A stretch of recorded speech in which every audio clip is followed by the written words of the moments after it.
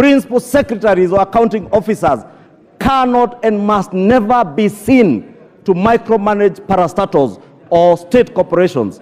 The Honorable Wamboka has failed to show us the nexus between CS Linturi and the procurement processes or distribution of fertilizers at NCPB. Indeed, Honorable Speaker, he also failed to inform the House that DCI that has been investigating this matter has already preferred charges against arrested and preferred charges which the DPP has consented to for the prosecution of officers that DCI feels might be culpable on the matter of the procurement and distribution of this fertilizer, Honorable Speaker. Therefore, I was waiting, Honorable Speaker, with bated breath for the Honorable Wamboka to show us that nexus. He has failed to do so. And therefore, this motion falls flat on its face, on the face of the Honorable Jack Wamboka. Honorable Speaker, it also lacks any clear precision of the violations of law and the Constitution. And the Honorable Wamboka did not show us any clear violation of any section of the law or indeed of the Constitution by CS Linturi. Honorable Speaker, look at the probate value. And I think the Honorable Murugara had alluded to it.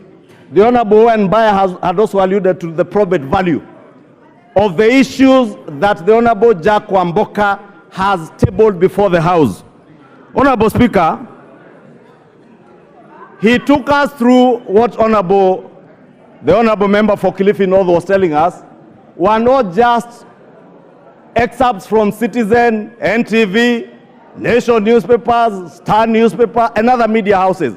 And Honorable Speaker, we have tremendous respect for our media houses because as a fourth estate, they have a duty like we do to oversight government and the executive, Honorable Speaker. And we must allow our media houses to help us to raise issues that are also of concern to the people of Kenya, just like we raise. But media houses cannot be the basis, Honorable Speaker, in line with our own procedures in this House, to adduce evidence before this House. And Honorable Speaker, I dare ask, if we were to prosecute, if we were to impeach CS Linturi on the basis of newspaper articles, Honorable Speaker, allow me the indulgence, Honorable Speaker, to read a newspaper article that was featured by the Sunday Nation on April 14, 2024. And this article, Honorable Speaker, said that House team boss on extortion spree. And I'm reading this article, Honorable Speaker, so that we may ask ourselves, if I am that House boss being reported here on an extortion spree, would it be fair for us to impeach myself if that House boss is the Honorable Wamboka, the mover of this motion? How fair would it be for me to move the House to impeach the Honorable Wamboka on the basis of a newspaper article from a gossip column like this one, Honorable Speaker?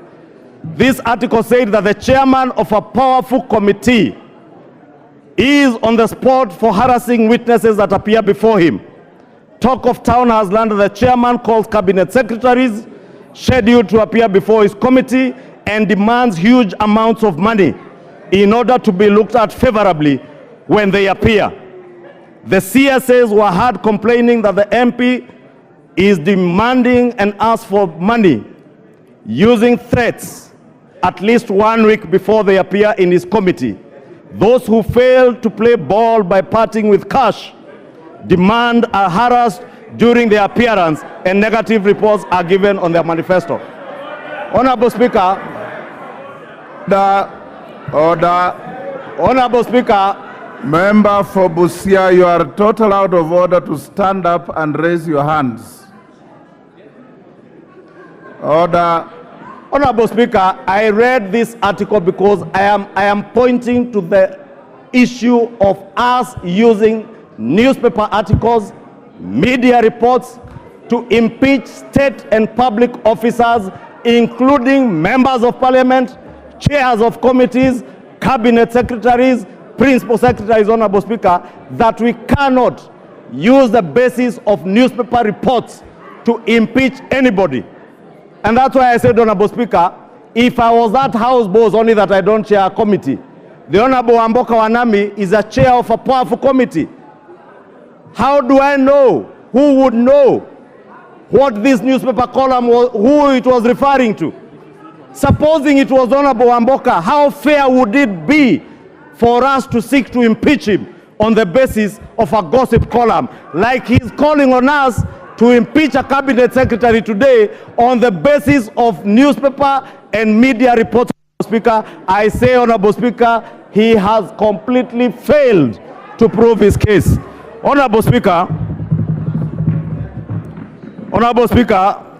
moving on, Honorable Speaker, is this motion a decoy? Honorable Speaker, and I have listened keenly to the Honorable John Barry, my good friend, prosecute the point like the leader of minority has prosecuted, that maybe we should allow this to move on to committee, and the committee of 11 will then look into the probate issues.